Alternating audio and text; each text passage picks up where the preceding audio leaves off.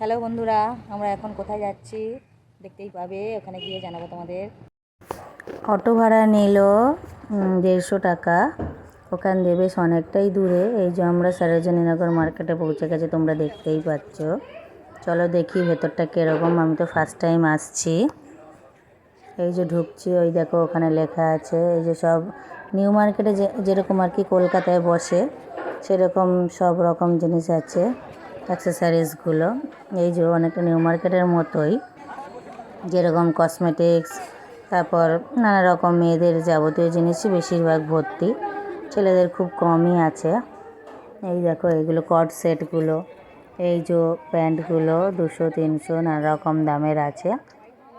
এগুলো সেল বাইরে আছে। এবার পেছনে দোকানও আছে, তুমি দোকান দিয়েও কিনতে পারো। এগুলো বাইরে যেগুলো সেল আছে। এই যে দিদি দেখছে, আমিও ব্যাগ দেখলাম, ব্যাগ কিনেছি। তিনটে ব্যাগ কিনেছি আমি।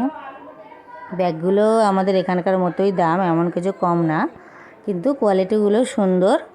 না না, এখানকার থেকে দেখলাম সুন্দর আছে কোয়ালিটিগুলো, তাই ওখান দিয়ে আমি কলকাতা দিয়ে কিনে যাইনি, যার সময় ব্যাগ কিনেছি তাই ওখান দিয়ে মেয়েরই বেশি কেনা হয়েছে। এই যে আমার দিদি কিনেছে। এই দেখো তোমাদের দেখিয়ে দিলাম সব। কেমন লাগলো বলবে।